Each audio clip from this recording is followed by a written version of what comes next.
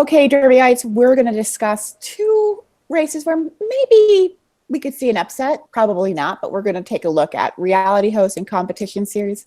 I'm Amanda Spears. I'm joined with Zach Laws and Riley Chow. So RuPaul, for RuPaul's Drag Race, is the defending two-time champion. And this year, he's joined with Ellen DeGeneres for Ellen's Game of Games, W. Kamau Bell for United Shades of America, Jane Lynch, also a two-time champion, and also a nominee this year for Best Guest Actress in a Comedy Series for Hollywood Game Night. She's in this category. And Heidi Klum and Tim Gunn, who won this once for Project Runway. So Riley, is RuPaul going to win his third, or are we going to see an upset? I think he is going to win his third, but there are a couple of challengers. There's Ellen for Ellen's Game of Games. She's kind of the old faithful. They might just check her off because, everybody loves Ellen. And this is a show that was actually watched by millions of people. Each episode from the 8-episode run in the winter got 8 to 10 million viewers. So that's a lot more than, these other shows here. I don't think we're going to see Jane Lynch win just because she didn't win the last 2 years. Last year, she wasn't eligible, but the year before, when she was competing against RuPaul won for the first time. And Heidi Klum and Tim Gunn, they last won in 2013, so I'm surprised that they're still getting nominated.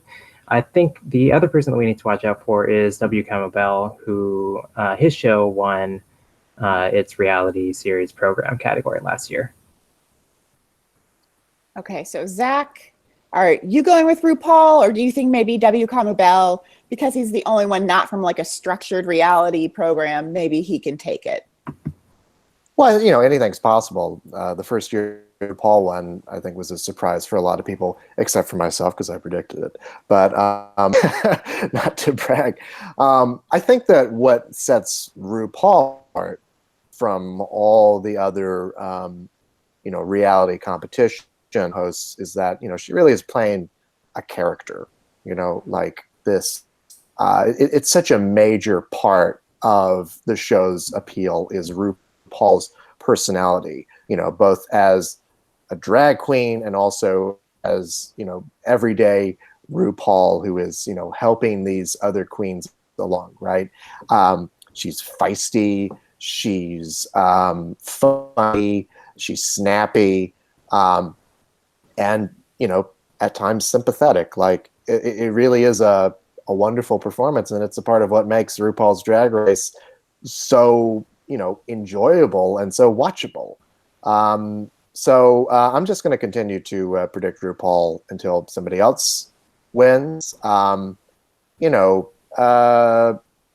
DeGeneres and Jane Lynch are both Emmy favorites. W. Kamau Bell does seem like the interesting sort of apple in the bag of oranges. And Heidi Klum and Tim Gunn, thank you for playing again. Yeah. So. Yeah, I agree.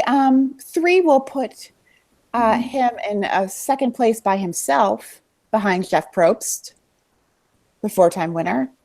But I think after 3, we might see some fatigue set in. But I think he's still good. I think out of all of them, I think W. Kamau Bell is the most interesting. Riley, why don't you just go over quickly who votes for reality hosts? Is it actors? It's actually quite a big list. I'll pull it up. Okay, so if it's not just actors, then that will favor RuPaul, because I could see if an actor isn't going to vote for Jane Lynch and comedy guest actress, maybe they'd want to check her off here. But with a large group. Yeah, I think the other thing to keep in mind too is that some of these shows, like certainly Project Runway, has faded a lot over the years. Yeah, in terms of its nomination total, whereas RuPaul has continued to grow pretty steadily, and it's getting a wider audience. It's more. I think that it's a threat in another category, that we'll talk about later on. Like, it won a significant number of Emmys at the Creative Arts last year, and I think that it could win a significant number this year as well. So, I think all that helps RuPaul as well. Just this sort of general awareness and love for the show. So host is actually not voted on by the actors branch. It's kind of voted on by Best of the Rest group. It's voted on by casting directors, producers, production executives, professional representatives, the reality branch, and the television executives branch. Okay, so Jane Lynch will have no advantage. So I would say that, yeah, I'd go with RuPaul. So we're going to talk about Unstructured reality program next. And so we have United Shades of America, Born This Way, RuPaul's Drag Race, Intervention, Deadliest Catch, and a show I've never heard of, Naked and Afraid.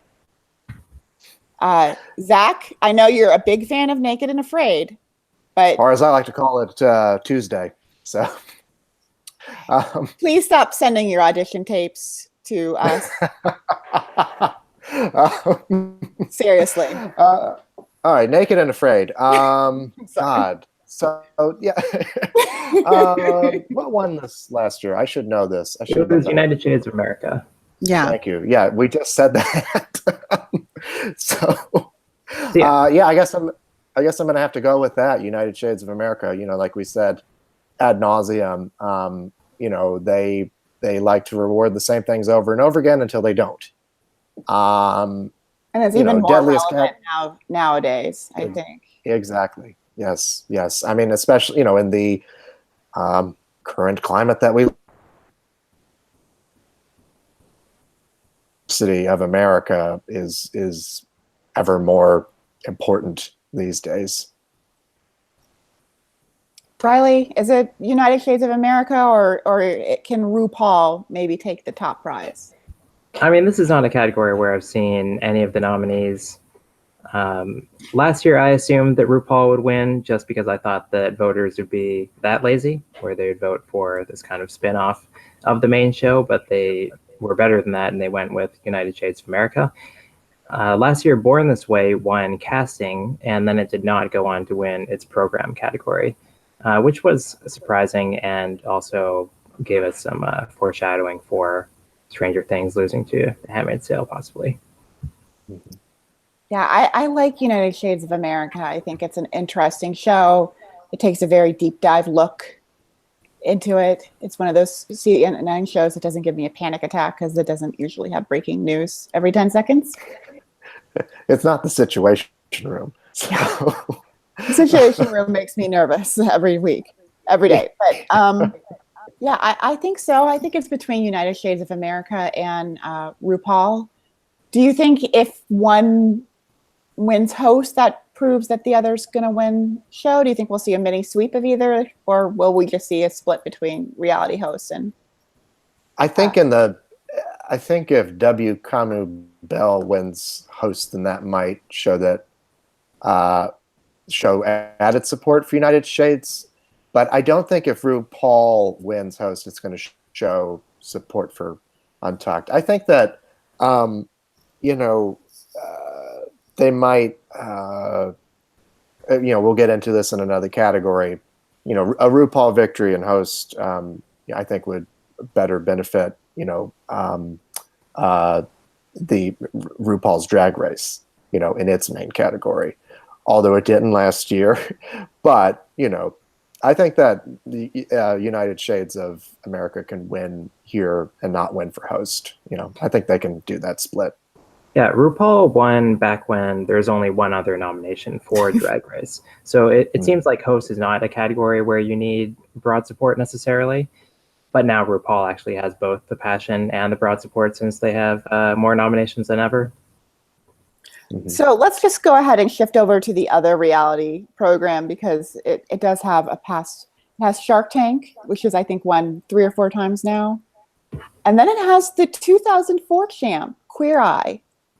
Then you have a drop, Antiques Roadshow, Lip Sync Battle, Who Do You Think You Are, and a show my mother can't stand. And she tells me every week, Fixer Upper on HGTV. So we've got 2 past champions, but Shark Tank is not in first place this year. Is Queer Eye really going to take this? Is Netflix going to get another series win?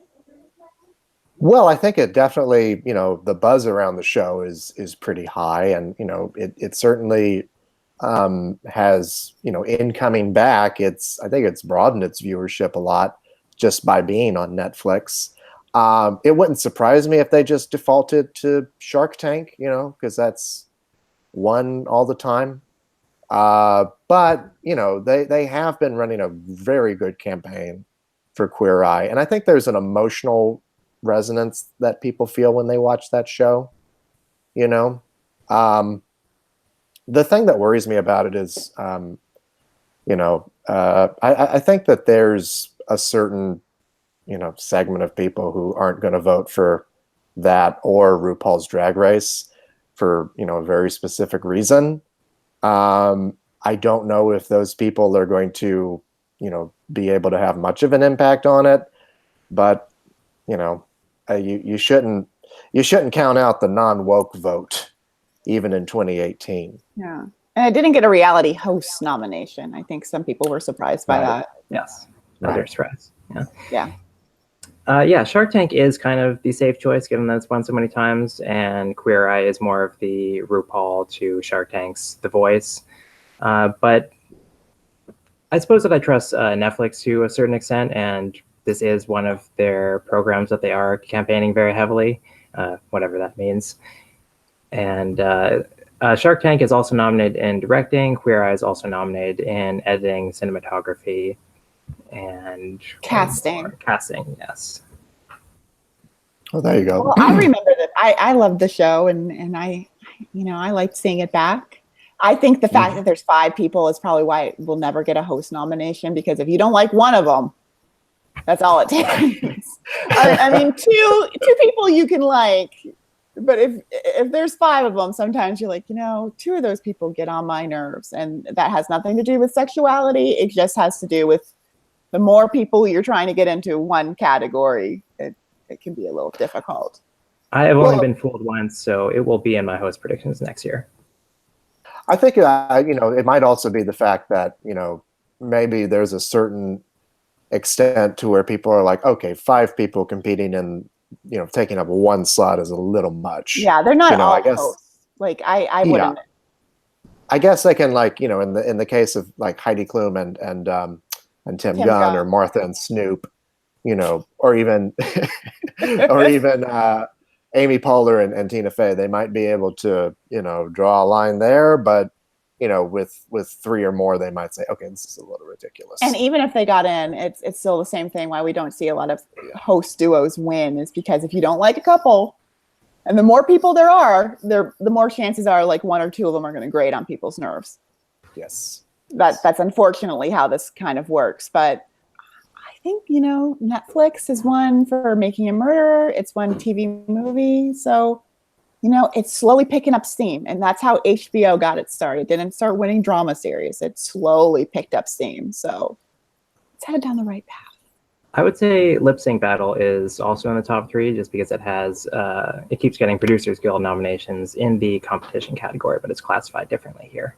And it's also something that on YouTube you can just pull up clips of. It's fun sometimes just to see those clips of those. Final thoughts? It's well, I'm going to stick with Queer Eye, but it wouldn't surprise me to see them default to Shark Tank, or even Who Do You Think You Are, which won, I think, once before, did it not? Am I making that up? I feel like it won, but yeah, I can't place the year. I know that it's kind of had a dodgy history with getting nominated. It's like in 1 year and then out for the next 5 and then back in for 2 years in a row. And I'm gonna look that up real quick before I. All my friends have been raving about Queer Eye, so yeah, it's won once for editing, so I stand corrected. As long as it's not property, as long as it's not Fixer Upper, I'm okay with it. But Slippery Derby. We got one more category. Oh, we do? What's the last category we have to do? The reality competition program. I don't see that. Okay, can you read off the nominees, please? It's at the main. It's at the main ceremony. Oh, it's at the main ceremony. I'm sorry, I have the creative arts. I was wondering. Well, I can Go ahead I'll read and them off for you read real off the quick. nominees for us, Zach. So we got The Amazing Race, which used to dominate this category. We got American Ninja Warrior on its third consecutive nomination. We got Project Runway. We got Top Chef. And then we have the defending champion, The Voice, and RuPaul's Drag Race. A lot of these, a lot of people last year, I think, thought that RuPaul would upset The Voice because it got a record number of nominations. It won 3 Creative Arts Emmys, but then they went with The Voice again. This year, those 2 programs are tied in nominations, so I wonder if it might be a little more neck and neck this time. Not to take over hosting duties from you, Amanda, but what do you think? I think we're going to have to see what the total is at the Creative Arts. I'm going to have to see a number from RuPaul that makes me go, your batting average is way too high for me to not go with RuPaul. Like, I don't know the number of nominations off the total, but it's going to have to be like... They've got 10 apiece. Yeah, I think it's going to have to be about RuPaul 7. has a couple more in for its spinoff series, Untucked. Right. Well, Yeah. I think we're going to have to be about... It's going to have to be about 7 or 8 to make me go...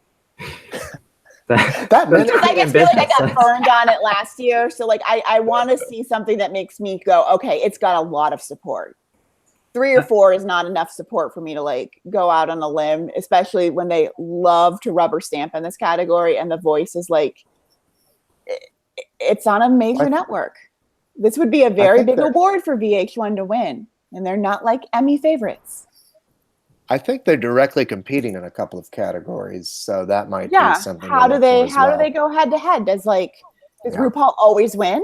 Then definitely I'm going to pick RuPaul. But I need to see something that makes me go, this is the moment. And right now, I still think the moment belongs to The Voice. I mean, that was the thing last year where RuPaul did win 3 awards at the Creative Arts, and The Voice won 0, but they weren't competing head to head. And, last year there was justification in picking RuPaul since it had quadrupled its nominations from the year before, it had tripled its wins from the year before, but The Voice ultimately still had more nominations. This year, RuPaul has slightly more nominations if you include its nominations for Untucked, but The Voice picked up its first nominations for editing and directing, and it has its most nominations ever, which is strange for a show that's so old and that doesn't really seem to have buzz right now like RuPaul does. So I think Save Money still might be on The Voice. Yeah, I'm going to have to see something. Like, if they're still going up in nominations, The Voice. It's amazing. I remember when it won last year, it felt like the air went out of the room. I mean, it was so like nothing against The Voice, which I'm sure is a fine program, but I think that there is an emotional attachment to RuPaul's Drag Race. Like, it means a lot to the LGBTQ community and, just viewers in general who love good entertainment, I think, really appreciate it. And so I think that there is I do wonder if it's the VH1 NBC kind of factor where, like, I could see how NBC would be like, okay, we want to win a big award on the night. Like, they can't guarantee anything else, but they might, be able to push this one more year. Like, if it was on CBS, I might be like, well, maybe. Mm-hmm. Well, I'm just gonna I'm going to make this my big boy prediction. I'm going to go with RuPaul because Good, like finally, why not? Why not? Although if it underperforms at Creative Arts, then I'm going to have to seriously rethink that. Yeah, if RuPaul loses, which I don't think any of us are predicting, but let's say W. Kamau Bell wins, which it's not like Ellen where they just love her, so they're just going to pick her. But if it's somebody like W. Kamau Bell, then you're going to need to change that prediction, I think. But stick with Gold Derby. We're going to have plenty of Slugfest. We have a lot to argue about, and we'll see you soon.